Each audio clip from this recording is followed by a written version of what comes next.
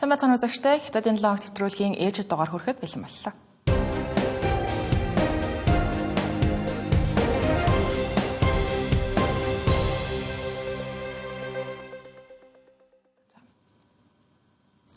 Өнгөрсөн 7 хоног Хятад улсад баярын ур амьсгалтай байсан учраас тайм нэвтрүүлгээ Хятадын 2026 оны хаврын баярын гала тоглолтын хамгийн их анхаарал татсан одын тухай мэдээгээр эхлүүлье. Энэ бол дуучин, бүжигчин ямар нэгэн алдартай хүн биш, харин хүн дүрст роботууд хиймэл оюун байгаа юм. Хятадын тэргүүлэх 4 компани робот нэгэн тайзан дээр гарч дэлхийд даяар хамгийн олон үзэгчтэй жил тутмын телевизийн арга хэмжээнд оролцлоо. За ердөө жилийн өмнө энэхүү гала дээр гарсан хүн дүрст роботууд альчуур эргүүлэх мэтийн энгийн хөдөлгөөн хийж чаддаг байсан. Харин энэ жил тэд тулааны хөдөлгөөн Нунчакугийн дэлхийд хүртэл үзүүлж асар том дэвшлийг харууллаа. Хөдөлгөөн бүрийн наривчлал секундч зүрэхгүйгээр таарч хөгжимтөөгөө яг цав нийлэх ёстой. Яг хүн хөгжим сонсоод бүжиглэж тулааны хөдөлгөөн хийж байгаа юм шиг. Одоо роботууд тайзан дээр гүйж гарч ирээд үзүүлбэр үзүүлээд байрлал хооронд хурдтай хөдөлж чаддаг болсон. Хурд нь өнгөрсөн онтой харьцуулахад ойролцоогоор 5-аас 10 дахин нэмэгдсэн. 3 дугаар сард бид дэлхийд анх удаа хоошоо эргэж үсэрдэг робот бүтээсэн. Харин одоо тэнцвэрээ олж чаддаг болсон нь технологийн томоохон нээлт юм. За галагийн өмнө уг роботыг бодит хэмжээтэй сургалтын тайзан дээр 30 гаруй хатуу хүндрүүлсэн нөхцөлд туршилтад оруулсан. Эдгээр үзүүлбэр болсон даруйдаа олон улсын хэвлэл мэдээллийн анхаарлын төвд орсон. За зөвхөн дотоодын бус гадаадын үзэгчдийн цаашаалыг хүрсэн. Сошиал сүлжээний хэрэглэгчид уг тоглолтыг санаанд оромгүй гайхалтай ирээдүйн дүр зураг гэж нэрлэж байна. За гэхдээ тайзан дээр харуулсан технологи зөвхөн хүн дүрст роботоор хязгаарлагдсангүй. Хиймэл оюунаар бүтээсэн виртуал дүрслэлүүд бодит болон дижитал орчныг төвс хослуулж гайхамшигтай үзүүлбэр боллоо. Үүнээс зэрэгцээ 2000 гаруй дрон шөнийн тэнгэрийг гэрэлтүүлж олон давхар динамик хэлбэрүүдийг үүсгэн үзэгчдийг алмаарууллаа. Үзэгчдийн хувьд энэ сонирхолтой, зугаатай тоглолт байлаа. За гэхдээ энэхүү гайхамшигтай үзүүлбэрийн цаана анхаарах өөр утга санаа бий. Яагаад энд яагаад одоо вэ? Энэхүү тоглолт зүгээр нэг роботын үзүүлбэр байгаагүй. Энэ нь Хятадын өнөөгийн инновацийн бодлогын цар хүрээг харуулсан тусгал. Тоо үзүүлэлтүүд үүнийг тодорхой харууллаа. Хятад улс одоогоор хүн дүрст роботын 32,000-аас давсан патент эзэмшиж байгаа нь дэлхийн нийт патентын ойролцоогоор 68%-ийг бүрдүүлж байна. Гол бүрэлдэхүүн эсгүүдийн дотоодын үйлдвэрлэл 75% орчим хувьд хүрээд байна. Тайзан дээр зүгээр нэг бүжиглээд байгаа юм биш. Үүний цаана бодит үйлдвэрлэлийн хүч, хурд, өсөлт харагдаж байгаа юм а. Хятад улс шинэ чанартай үйлдвэрлэх хүчинтэй болох чиглэлд онцгой анхаарч байна. Өөрөөр хэлэх юм бол уламжлалт, хөдөлмөр, хөрөнгө оруулалтад бус технологийн нээлт дэвшилтэд үйлдвэрлэл, шинэ аж үйлдвэрийн загварт тулгуурласан өсөлтөд анхаарч байна. Хүн дүрст роботууд бол үүний зөвхөн нэг жишээ. Хиймэл оюуны алгоритм, өндөр түвшний данг, хөдөлгөөний удирдлагын систем, хиймэл оюуны загварууд гээд эдгээр машинуудын цаадах үйлдвэрлэлийн сүлжээ нь Хятадын технологийн суурь хэрхэн ахиж байгааг илтгэнэ. Мөн шинжилгээний хурдч маш чухал. Өмнө нь зөвхөн лабораторийн туршилтын загвар байсан зүйл өнөөдөр үндэсний хэмжээнд шууд дамжуулагдаж буй гала тоглолтын тайзан дээр нарийн төвөгтэй хөдөлгөөнийг гүйцэтгэж чаддаг болжээ. Туршилтаас найдвартай ажиллагаа руу шилжих энэ үйл явцал технологиг жинхэнэ бүтээмж болгон хувиргадаг. Гала дуусахад алга ташаалд намжиж магадгүй. За харин инновац үлдэнэ. Тэд тайзнаас үйлдвэрлэлөө, телевизийн дэлгэснээс анги танхим, лаборатори, дэлгүүрт шилжин Хятадын инновацад суурилсан шинэ өсөлтийн загварыг доктортой тэмцээрэ холно. За энэ утгаараа 2026 оны хаврын баярын галаанд зүгээр нэг баяр ёслол бус Хятадын технологийн хөгжлийн хурдастай акцийг харуулсан хэрэг байлаа. Дайгуу Хятадын 2026 оны хаврын баярын гала тоглолт олон улсад Хятадын технологийн дэвшил хэрэг хэмжээнд хүрсэн байгааг зах цухаас нь харууллаа. Хятадд хаврын баяр нь аялал жуулчлал, тээвэр, үйлчилгээний салбарт хамгийн оргил ачааллын үе гэдэг ба. Тэгвэл 2 дугаар сарын 24-нд буюу баярын амралтын сүүлийн өдөр ойролцоогоор 362 сая удаагийн бүс нутгийн аялал хийгдэж рекорд тогтоосон байна. Энэ 7 хоногийн даваа гарагт Хятадын төмөр замын тээврээр зорчсон зорчигчдын тоо ойролцоогоор 18.5 саяд хүрч өмнөх өдрийгөөс 1.2%-аар харин өнгөрсөн оны мөн өдрөөс 8.6%-аар өссөн байна. Мөн тухайн өдөр Хятадын авто замын сүлжээгээр нийтдээ 339 сая жолооч зорчигч зарцсан байгаа нь өмнөх өдрөөс 5%-аар буурсан ч өмнөх жилийнхтэй харьцуулахад 12%-аар нэмэгджээ. Эдгээр зорчилтын 3521 сая нь нийтийн зорчигч тээврийн хэрэгслэр, харин 304 сая нь хувийн автомашинаар хийгдсэн байна. Усан замын тээврээр даваа гарагт ойролцоогоор 1.6 сая зорчигч аялсан байгаа нь өмнөх өдрөөс 4.3%-аар буурсан ч өнгөрсөн оны мөн үеэс 31.2%-аар өссөн үзүүлэлт болж байгаа юм. Эрдэнэ нисгийн салбарын тухайд зорцсон агаарын тээврийн зорчигчдын тоо 265 саяд хүрч өмнөх өдрийнхөөс 0.2%-аар жилийн өмнөхтэй харьцуулахад 6.9%-аар өссөн байна. Энэхүү жил нь морин жилийн эхлэл болж байгаа Хаврын баяр Хятад улсад 2 дугаар сарын 17-нд тохиосон. Албан ёсны амралт нь 2 дугаар сарын 15-наас 23-ны хүртэл 9 өдөр үргэлжилсэн бол баярын аяллаа ач холбогдол 3 дугаар сарын 13-ны хүртэл үргэлжлэх юм.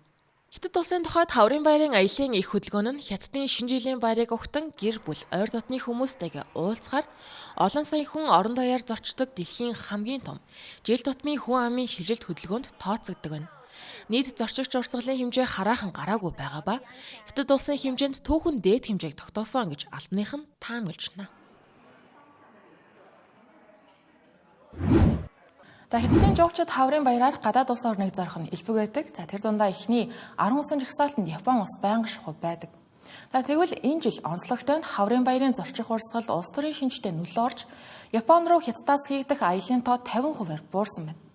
Энэ өнгөрсөн оны сүүлчээр Япон улсын ерөнхий сайд Такаичи Санае Хятадын их баригчдын хувьд нэлээд чухал эмзэг сэдвэд тооцогддог Тайваны аюулгүй байдлын тухай асуудлыг хөндөж Хятадаас Тайван руу халдвал Япон улс хариу арга хэмжээ авах тухай ярьсантай холбоотой байна. Энэ жилийн Хятадын Хаврын баярын амралтын үеэр гадаадд аялсан Хятадын жуулчдын хамгийн их зорьсон улс нь Таиланд болж өмнө нь тэргүүлдэг байсан Япон улс Тайваны асуудлаарх улс төрийн маргааны улмаас огцом уналт үзүүлжээ. Аялал жуулчлалын маркетинг технологийн компани болох China Trading Desk компани мэдээлснээр 2 дугаар сарын 15-наас 23-ны хүртэл үргэлжилсэн баярын энэхүү амралтын хугацаанд Таиланд улс Хятадаас ойролцоогоор 250 мянган жуулчин хүлээн авсан байна. Харин Япон улсыг зорьсон жуулчдын тоо 50%-аар буурсан байгаа юм. Хятад улсын Хаврын баярын амралт нь дэлхийн аялал жуулчлалын салбарын хувьд онцгой чухал үе. Хятад улс нь дэлхийн хамгийн том гадагш аялдаг зах зээлүүдийн нэгт тооцогддог байна. HSBC банкны тооцоололоор 2024 онд энэхүү зах зээлийн хэмжээ 140 тэрбум $д хүрсэн байна. Харин 2026 онд Хаврын баярын амралт ердийнхөөс урт буюу 9 өдөр үргэлжилсэн байгаа юм. Өнгөрсөн жилийн тухайд Зөв Өмнөд Азийн зарим улсад байрлах залилангийн шинжтэй агентлагуудтай холбоотой аюулгүй байдлын болгоомжлолын улмаас Хятадаас Таиланд руу зорчих жуулчдын тоо эрс буурсан байдаг. Таиланд улс нь 20 гаруй жилийн өмнө Хятадын аяллаа баг хүлээн авах эрхтэй болсон анхны орнуудын нэг ба далайн эрэг Хямдун газар зүйн ойр байршлийнхаа ачаар өнөө хүртэл Хятадын жуулчдын дуртай чиглэл хിവэрэ байгаа нь ийхүү харагдаж байгаа юм.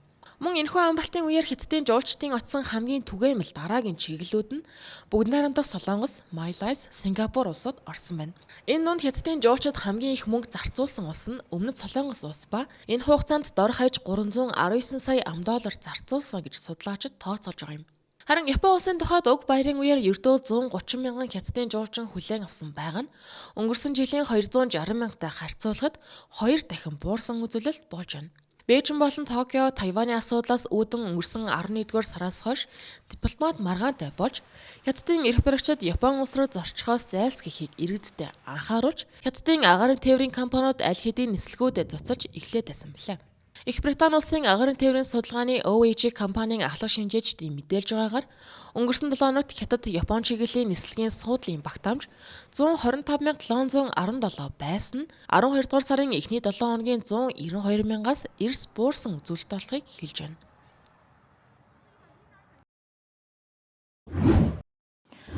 Хятад Японы харилцаа муудаж байгаа нь зөвхөн аялал жуулчлалын салбарт ажиглагдаж байгаа хэрэг биш. Энэ 7 хоногт Хятадын худалдааны яамны зүгээс үндэсний аюулгүй байдлын шалтгаанаар Японы 40 компани байгууллагын эсрэг 20 арга хэмжээ зарласан байна. Эдгээрээс 20 компанид нь экспортын хяналт тогтоосон байгаа дотор Япон улсын урдаа барьдаг томоохон автомашин үйлдвэрлэгч компани болох Mitsubishi хүртэл орсон байна. Хятад улс энэ 7 хоногийн мигмар гарагт Япон улсын дахин зэвсэгжих бодлогод хувь нэмэр оруулж байна гэж үзсэн.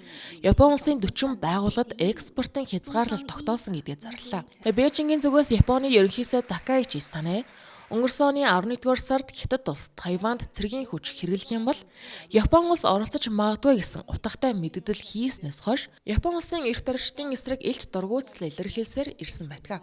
Хятадын худалдааны яам Японы 20 компаниг экспортын хатуу хяналтын жагсаалтанд, өөр 20 компаниг тусдаа ажиглалтын жагсаалтанд оруулсан байна.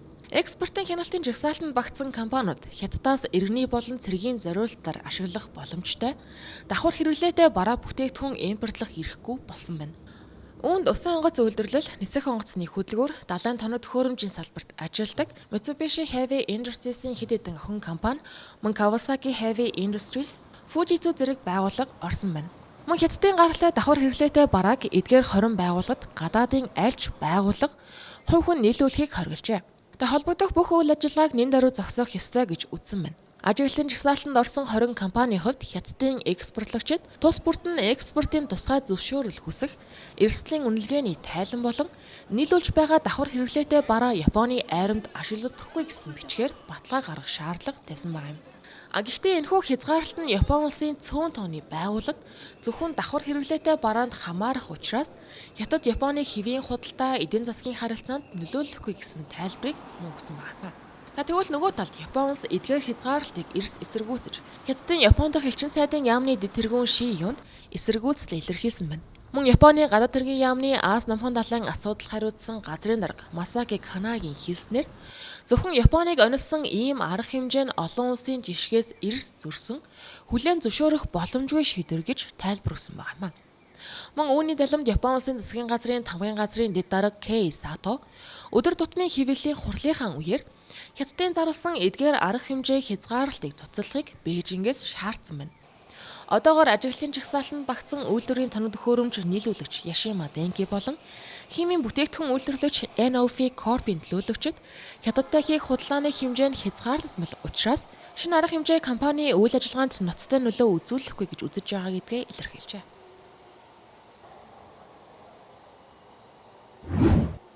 Хойд Америк, Европын улс орнуудын өндөр албан тушаалтнууд сүүлийн үед Хятадыг зорих нь элбэг болж байгаа. Сүүлд Канада, Их Британий ерөнхий сайд нар Бээжинд чамгүй дуйлан шуугантай айлчлалуудыг хийгээд байсан бол энэ удаад Герман улсын канцлер Фридрих Мерц Хятад улсыг зорчихно.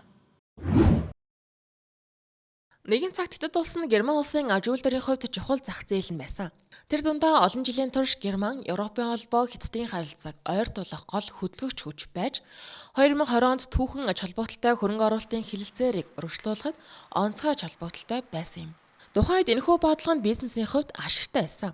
Герман, Европын холбооны цөөн хэдэн орны нэг болж Хятадтай хийсэн худалдаанд алдагдaltaй гарч Хятадын эдийн засгийн огцон өсөлтийг тэтгэхэд шаардлагатай чухал эдэнг машин механизмыг нийлүүлж байв.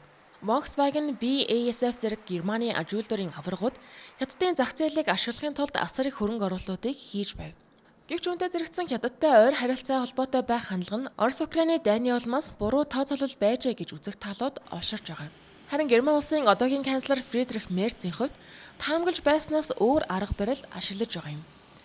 Тэрээр өнгөрсөн 7 хоногт намынхаа консерватив гишүүдэд хандан Хятад улс руу илүү ойр хамтын ажиллагаа тогтоохоор Бээжинг зорж байгаа гэдгийг хэлсэн байна. Түүний тайлбарласнаар дэлхийд даяар ижил үнэт зүйлтэй түншүүд худалдаа 8 хийж аль талдаа ашигтай байх нь Германы стратегийн ашиг сонирхол гэж тодорхойлсон байна. COVID-19 цар тахлаас хойш хоёр орны худалдааны тэнцэл эрс эргэж 2025 онд Герман улсад 90 тэрбум еврогийн асар их алдагдал үүссэн байна. Үүнтэй зэрэгцэн Хятад улсыг Германы хамгийн чухал үйлдвэрлэлийн салбарт ажлын байрууд олноор алдагдж байгаа гол буруутан гэж үзэх хандлага нэмэгдэж байгаа юм. Нийтээр нь харвал үйлдвэрлэлийн салбарт сар бүр ойролцоогоор 10,000 ажлын байр алдагдж байна. Гэвч Хятадтай найрсаг харилцаатай байхыг тууштай дэмжигч Фридрих Мерцийн хувьд Америк нэгдсэн улсын ерөнхийлөгч Дональд Трампын тогтоож байгаа тарифын таамаглах боломжгүй эрсдэл донд Хятад улс найдвартай түнш гэж харагдаж байгааж. Иймээс Фридрих Мерц Хятадын удирдагч Ши Жинпинтэй тусгайлан уулзахаар болсон байна. Түүний гол зорилго нь дэлхийд дахинд тэр дундаа Европод тулгамдж байгаа асуудлуудыг Ши Жинпинд ойлгуулах, Германыг Хятадын хувьд Европ руу гүнзгий нэвтрэх гол улсаа гэж харуулах явдлаа гэж шинжээчид дүгнэж байгаа юм. Фридрих Мерц өөрөөс гадна 20 гаруй бизнесийн удирдагчдыг дагуулan явж байна. 3 өдрийн турш Бээжин болон технологийн төв болох Ханчжоу хотод айлчилж, Ши Жинпинтэй зоог барихаас гадна 20-той хотод очиж Mercedes-Benz, Siemens Energy зэрэг компани салбаруудад танилцах хөтөлбөртэй байгаа юм. Герман улсын машин үйлдвэрлэгчдийн тухайд канцлерыг ховор металлын экспортын хяналт мөн хэд хямд үнээр зах зээл гаргах практикийг зогсоох асуудлыг Бээжинд хатуу тавихыг уриалжна. Эдгээр мэдээлэл донд анхаарах шаардлагатай боловч чимээг өхөн өнгөрч байгаа нэг мэдээ байгаа нь томоохон их гүрнүүдийн хоорондох цөмийн хөтөлбөрийн асуудлаар яриа хэлэлцэв. Дань 7 хоногт Вашингтоноос Хятадыг цөмийн зэвсгийн чадах нөөц үлэмж нэмэгдүүлж нууцаар цөмийн туршилт хийж байна гэж буруутгаад амжлаа. Энэ сарын ихэр дэлхийн хамгийн том цөмийн зэвсэгтэй хоёр улс болох Америк болон Оросын хооронд цөмийн зэвсэг тогтоон барих гэрээ дуусгар болсон. Америкийн талаас Хятадыг оролцуулсан шинэ хэлэлцээр хийх сонирхолтой байна. Америкийн нэгдсэн улсын төрийн департаментийн зэвсгийн хяналт үйл дэлгэрүүлэх асуудал хариуцсан туслах төрийн нарийн бичгийн дарга Кристофер Яо Женев хотноо болсон зэвсэг хураах баг хурал дээр New Start гэрээ ноцтой дутагдaltaй байсан ба Хятад улс цөмийн зэвсгээ урьд өмнө байгаагүй хурдтайгаар санаатай ил тод бус байдлаар нэмэгдүүлж байгааг огт харгалзан үзээгүй гэж хэллээ. Тэрээр Хятадын мэдээлэлээс үл хамааран Бээжин ямар ч хязгаарлалт байхгүйгээр ил тод бусаар зорилго болон эцсийн хэмжээгээ огт тайлбарлалгүй цөмийн зэвсгийн нөөцөө асар ихээр тэлсэн гэж хэллээ.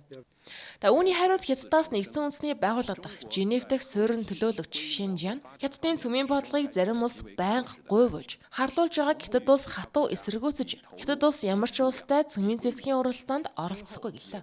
Цөмийн зэвсгийг устгах олон улсын компанид ажлын мэдээлснээр Орос улбаны улс болон Америкийн нэгдсэн улсын тус бүр 5,000-аас дээш цөмийн зэвсэгтэй хിവэрэ байна. Харин 2 дугаар сарын 5-нд хугацаанд дууссан байгаа New Start гэрээ нь Америк нэгдсэн улс болон Орос улбаны улсыг тус бүр 1550 байрсан цөмийн цэнэгт хошуугаар хязгаарлаж байсан юм а. Вашингтоны зүгээс Орос улбаны улс нь уг хязгаарыг давсан, харин Хятад улс ойртож байна гэж үзэж байна.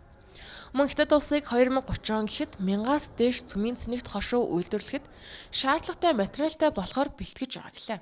Тэгвэл шинэ гэрээний тухайд Америк нэгдсэн улсын төрийн департаментийн нэгэн их сурвалж AFP агентлагт мэдээлснээр New Start гэрээ дууссаны маргааш Вашингтонд Хятадын төлөөлөгчтэй уулзалт хийсэн ба дараагийн уулзалтыг Женевт хийхээр төлөвлөсөн гэлээ.